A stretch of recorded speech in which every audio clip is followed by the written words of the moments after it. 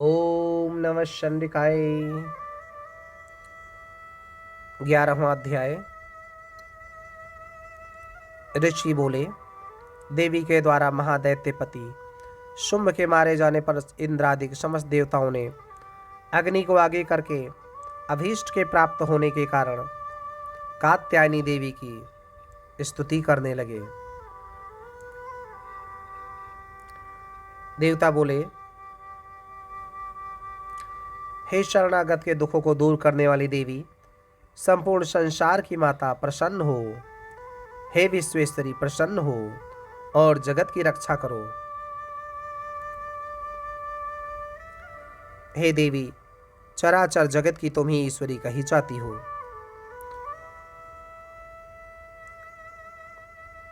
इस विश्व की एकमात्र आधार तुम ही हो, क्योंकि तुम पृथ्वी रूप स्थित हो।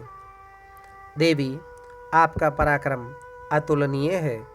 आप जल रूप होकर संपूर्ण जगत को तृप्त करती हो। हे देवी, आप अत्यंत बलयुक्त विष्णु की शक्ति हो और विश्व की उत्पन्ना सर्वोपरि माया हो। इस संपूर्ण विश्व को आपने मोह में डाल रखा है। आपके प्रसन्न होने से मुक्ति की प्राप्ति होती है। हे देवी, समस्त विद्याएं आप ही की मूर्ति हैं। संसार की समस्त स्त्रियां आप ही की मूर्ति हैं। हे अंबिके, एक तुमसे ही यह समस्त संसार व्याप्त है। तुम्हारी स्तुति किस भांति की जा सकती है? तुम तो स्तुति करने के पदार्थों से भी परे हो। हे देवी, आप सभी में विद्यमान हो, स्वर्ग और मोक्ष की दाता हो। आपकी स्तुति किन शब्दों में की जा सकती है? बुद्धि रूप से समस्त जीवों में स्थित हो। हे नारायणी देवी, तुम स्वर्ग और मोक्ष की देने वाली हो। तुमको नमस्कार है। हे नारायणी, कलाकाष्ठादि के रूप से क्रमशः परिणाम यानी अवस्था परिवर्तन की ओर जाने वाली और संसार का उपसंहार करने में समर्थ आपको नमस्कार है। हे समस्त मंगलों के देने वाली, हे शिवे, हे सर्वार्थ सिद्धि को देने वाली, हे शरणागत वत्सला, हे त्रिनेत्री, हे गौरी, नारायणी, आपको नमस्कार है। हे सृष्टि का पालन और संहार शक्ति स्वरूप सनातनी, हे गुणाश्रयी, हे गुणमयी, हे नारायणी, आपको नमस्कार है। हे शरणागत दीन दुखियों के दुख को हरण करने वाली और सबको रक्षा करने वाली नारायणी, आपके लिए नमस्कार है। हे हंस युक्त विमान में बैठने वाली, हे ब्रह्मांडी स्वरूप धारण करने वाली, हे कुशाओं का जल के को प्रोक्षण करने वाली नारायणी, आपको नमस्कार है। हे माहेश्वरी रूप से त्रिशूल, चंद्रमा और सर्प को धारण करने वाली, महावृषभ पर बैठने वाली नारायणी देवी, आपको नमस्कार है। मोरों और मुर्गों से घिरी रहने वाली, महाशक्ति धारण करने वाली कौमारी रूप धारणी निष्पापे नारायणी, आपको नमस्कार है।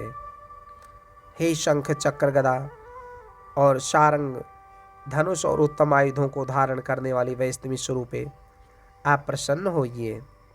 हे नारायणी, आपको नमस्कार है। हे उग्र महाचक्रधारिणी, अपने दांतों पर पृथ्वी को रखे हुए बाराह रूपणी शिवे, हे नारायणी, आपको नमस्कार है। भीषण नृसिंह स्वरूप धारण कर असुरों को मारने वाली, त्रैलोकी की रक्षा में समर्थ है नारायणी, आपको नमस्कार है। मस्तक पर किरीट और हाथों में महावज्र धारण किए हुए, सहस्त्र नेत्रों से प्रकाशमान और वृत्तासुर के प्राणों को हरने वाली है इंद्री, हे नारायणी, आपको नमस्कार है। हे शिवदूती स्वरूप से दैत्यों की महती सेना का संहार करने वाली, हे घोर रूपे, हे महानारायणी, आपको नमस्कार है। दाढ़ों के कारण विकराल मुख वाली, मुंड माला से सुशोभित मुंडासुर को मारने वाली है चामुंडे, हे नारायणी, आपको नमस्कार है। हे लक्ष्मी, लज्जा, महाविद्या, श्रद्धा, पुष्टि, स्वधा, ध्रुवा, महारात्रि, महाविद्या रूपी नारायणी आपको नमस्कार है। मेधा, सरस्वती, वराभूति, वाभ्रवी, तापसी, नियता और ईशा स्वरूपी है नारायणी आपको नमस्कार है। हे सर्वस्वरूपा, सर्वेश्वरी, सर्वशक्तिमान दुर्गे आप हमारी सभी भयों से रक्षा कीजिए।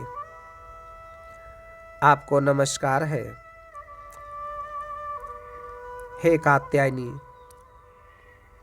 तीन नेत्रों से विभूषित मुख वाली हमारी संपूर्ण भयों से रक्षा करो। आपको नमस्कार है। हे भद्रकाली, ज्वालाओं के समान भयानक और समस्त असुरों का विनाश करने वाला आपका त्रिशूल हमारी सभी भयों से रक्षा करे। आपको नमस्कार है। हे देवी, अपनी ध्वनि से संपूर्ण विश्व को व्याप्त कर असुरों के तेज का विनाशक आपका घंटा समस्त पापों से उसी प्रकार रक्षा करे जैसे माता अपने पुत्रों की बुरे कर्मों से रक्षा करती है। चंड के असुरों के रक्त और चर्बी से रंगे हुए आपके हाथ में चमकता हुआ खड्ग हमारी रक्षा करे। हम आपको नमस्कार करते हैं। हे देवी, तुम प्रसन्न होने पर सब रोगों का नाश कर देती हो और रुष्ट होकर समस्त अभिलाषित कामनाओं का विनाश करती हो।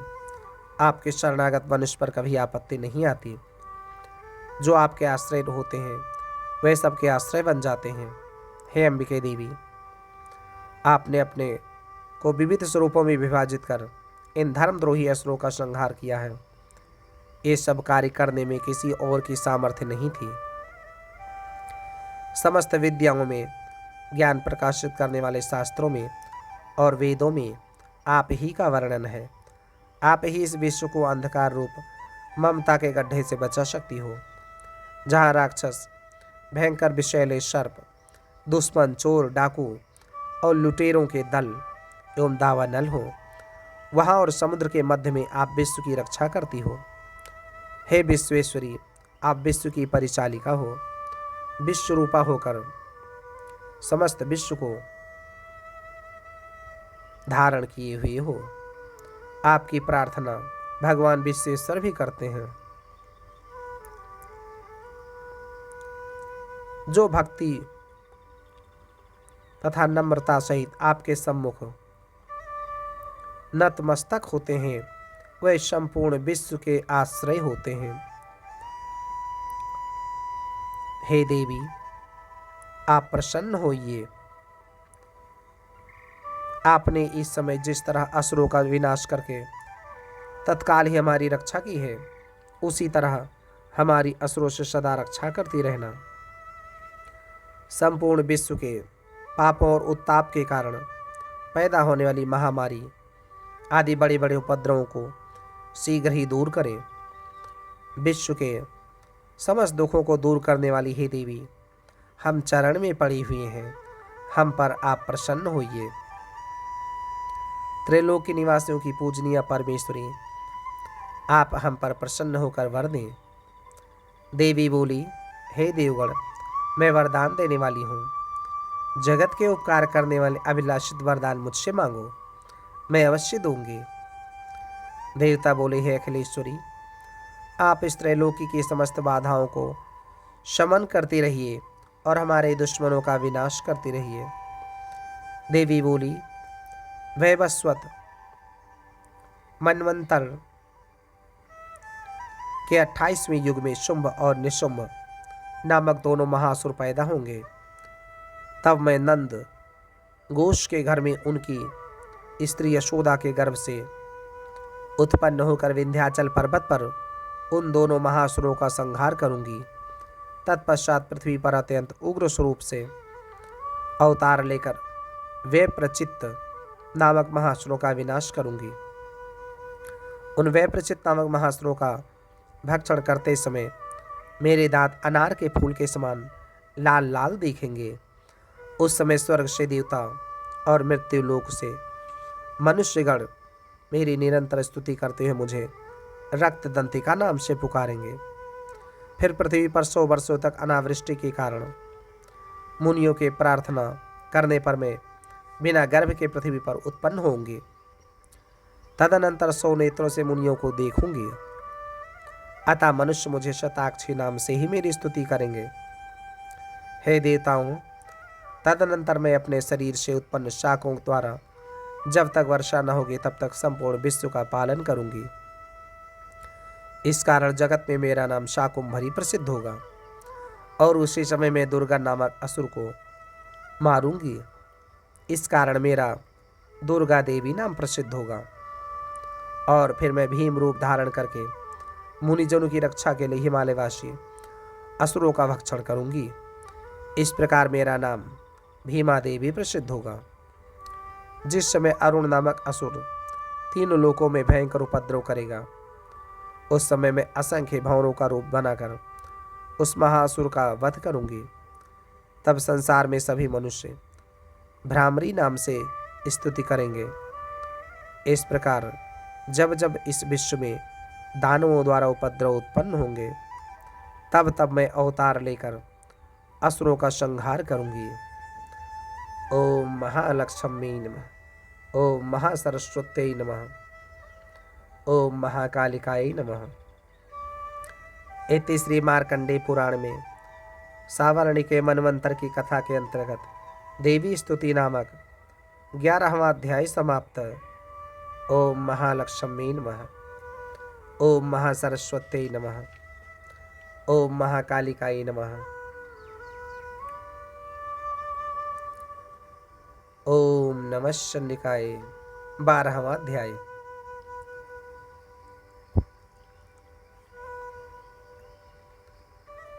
ओम नमः शनिकाय।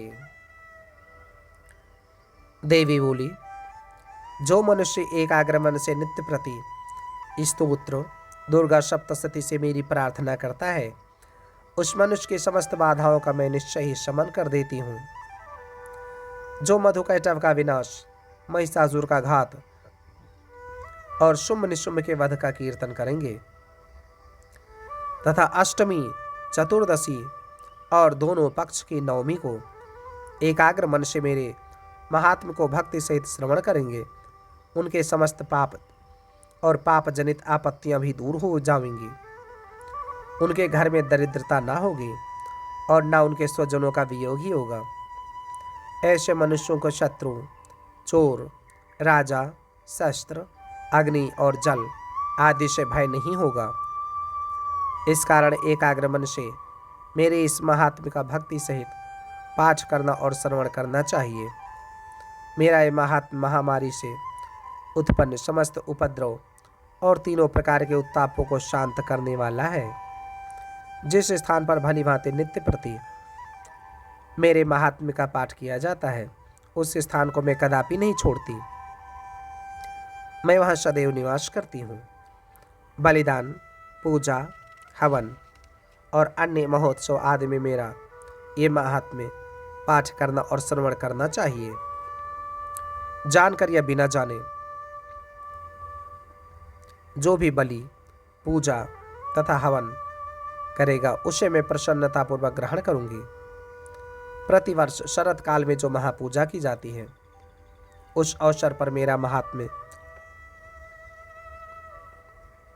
भक्ति पूर्वक श्रवण करने से मनुष्य समस्त बाधाओं से विमुक्त होकर धन धान्य और पुत्र पौत्रों से परिपूर्ण हो जाएगा। इसमें तनिक भी संदेह नहीं है। जो मेरे इस महात्म्य तथा शुभ उत्पत्तियों को और पराक्रम को श्रवण करते हैं, वे युद्ध में निर्भय हो जाते हैं। इस महात्म्य के सुनने वालों के शत्रु नष्ट हो जाते हैं, उनका कल्याण होता है और उनका कुल कुटुंब आनंदित रहता है। शांति कर्मों में खोटे स्वप्न देखने पर ग्रह जनित भयंकर पीड़ा में होने वाले समस्त कष्ट शांत हो जाते हैं। मेरा महात्म्य बाल ग्रहों से आक्रांत हुए बालकों को शांति देता है और परस्पर के विरोध मिटाकर मैत्री उत्पन्न करने वाला है। इसके पाठ मात्र से राक्षस, भूत, पिशाच का विनाश हो जाता है।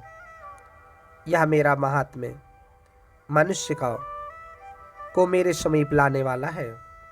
पशु, पुष्प, अर्घ्य, धूप, गंध, दीप, ब्राह्मणों को भोजन, हवन और दिन रात का अभिषेक तथा नाना प्रकार के भोग चढ़ाकर निरंतर 1 साल तक पूजन करने से जितना मैं प्रसन्न होती हूँ, उतनी ही प्रसन्नता इस महात्म के सुनने से होती है।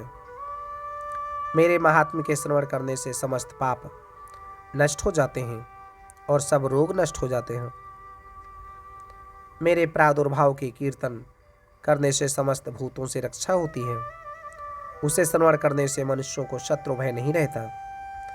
आपके द्वारा जो मेरी स्तुति की गई है और जो ब्रह्म ऋषियों ने स्तुति की है और ब्रह्मा जी ने जो स्तुतियां की हैं, इनके पाठ करने से बुद्धि श्रेष्ठ हो जाती है।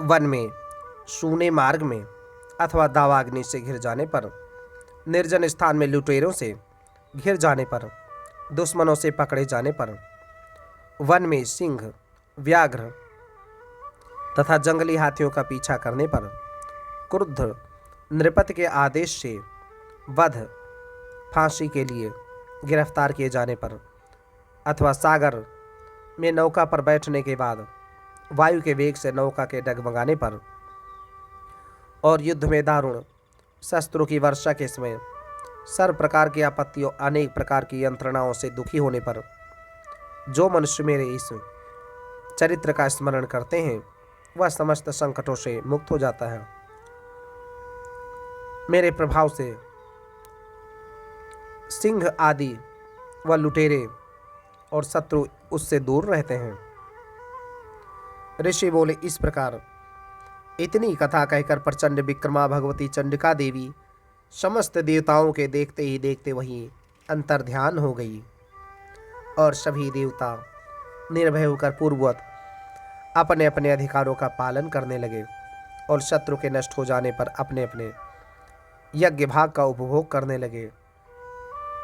युद्ध स्थल में देवी के द्वारा असुरों और शुम्भ निशुम्भ के मारे जाने से सभी राक्षस पाताल लोक में चले गए। हे राजन, भगवती अंबिका देवी इस भांति नित्य होती हुई भी अनेक बार जन्म लेकर जगत की रक्षा करती हैं। वही विश्व को मोहित करती हैं और वही जन्म देती हैं तथा वही प्रार्थना करने पर संतुष्ट हो विज्ञान स्मृति प्रदान करती हैं। हे राजन, जब प्रलय काल में महाकाली से यह समस्त ब्रह्मांड व्याप्त हो जाता है, तब वह देवी महाकाल रूप महामारी और उत्पत्ति काल में रिद्धि के रूप में होती हैं और पालन के समय वह सनातनी देवी प्राणियों की रक्षा करती हैं। वही देवी अभ्युदय के समय लक्ष्मी रूप हो मनुष्यों को अनेक प्रकार के ऐश्वर्य की वृद्धि करती हैं और आपत्ति काल में लक्ष्मी का नाश करती हैं। पुष्प, धूप, गंध आदि से पूजा करने और स्तुति करने पर देवी धन, पुत्र और धर्म में शुभमति और उत्तम गति प्रदान करती हैं। ओम महालक्ष्मी नमः, ओम महासरस्वती नमः, ओम महाकालिकाय नमः। इति श्री मार्कंडेय पुराण के देवी महात्म्य में फल स्तुति नामक 12वां अध्याय समाप्त। ओम महालक्ष्मी नमः, ओम महासरस्वती नमः, ओम महाकालिकाय नमः। 13वां अध्याय।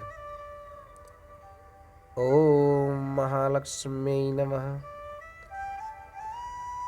ऋषि बोले, हे राजन, भगवती का यह श्रेष्ठ महात्म्य मैंने तुम्हें सुना दिया। इस संसार को धारण करने वाली भगवती का ऐसा प्रभाव है। इस कारण हे राजन, आप उस परमेश्वरी की शरण में ही जाइए और वही भगवती आराधना करने से मनुष्यों को भोग, स्वर्ग, मोक्ष आदि देती हैं। मार्कंडेय ऋषि बोले, कौशिक जी, इस प्रकार ऋषि की बात सुनकर राजा सुरथ ने उत्तम व्रतधारी महाभाग मेधा ऋषि को प्रणाम किया और ममता और राज्य आदि के हरण से दुखी होकर तत्काल ही वह राजा तप करने चला गया। वह वैश्य भी नदी के समीप जाकर भगवती के दर्शनार्थ देवी के सूक्त का जप करने लगा और फिर राजा तथा वैश्य दोनों नदी के समीप मृत्तिका से देवी की मूर्ति बनाकर प्रतिदिन पुष्प धूप हवन तर्पण आदि से देवी की पूजा करने लगे। वे कुछ काल तक तो नियमित आहार और फिर निराहार तथा तन्मय और सम्मोहित मन होकर पूजा करने लगे। उन दोनों ने अपने शरीर से रक्त निकालकर बलि दी। इस प्रकार 3 वर्ष तक के संयम युक्त आराधना करने से संसार को धारण करने वाली चंडिका प्रसन्न हो प्रकट होकर कहने लगी, हे राजन और हे वैश्य, तुम मुझसे वरदान चाहो सो मांगो, जो चाहोगी वही दूंगी। मार्कंडेय ऋषि बोले। तदनंतर राजा बोला कि मुझे अगले जन्म में अखंड राज्य मिले और इस जन्म में भी अपने बल से शत्रुओं के बल को नष्ट करके अपना राज्य प्राप्त करूं। वैश्य ने विरक्त हो यह मेरा और माया का मोह और संग को नाश करने वाला ज्ञान मांगा। देवी बोली, हे राजन, अल्पकाल में ही तुम अपने राज्य को प्राप्त करोगे। अपने शत्रुओं का नाश करके तुम अखंड राज्य सुख भोगोगे और मरने के बाद भगवान सूर्य से जन्म प्राप्त करो विश्व में सावर्णी मनु के नाम से प्रसिद्ध होगे। हे वैश्वरी, तुमने मुझसे जो वरदान मांगा है मैं तुम्हारे लिए वही देती हूं। तुम्हें मोक्ष देने वाला ज्ञान प्राप्त होगा। मार्कंडेय ऋषि बोले। इस तरह राजा और वैश्य को इच्छानुसार वरदान देकर और भक्ति युक्त प्रार्थना करने पर देवी तत्काल ही अंतर्ध्यान हो गई। इस प्रकार राजा सुरथ देवी से इच्छित पर प्राप्त कर सूर्यदेव से जन्म ले सावर्णी नामक मनु होंगे। ओम नमः चंडिकाय, ओम महालक्ष्मी नमः, ओम महासरस्वती नमः, ओम महाकालिकाय नमः। इति मार्कंडेय पुराण में सावर्णिक मनवंतर की कथा के अंतर्गत देवी महात्म्य में सुरथ और वैश्य को वरदान नामक 13वां अध्याय समाप्त। ओम महालक्ष्मी नमः, ओम महासरस्वती नमः, ओम महाकालिकाय नमः।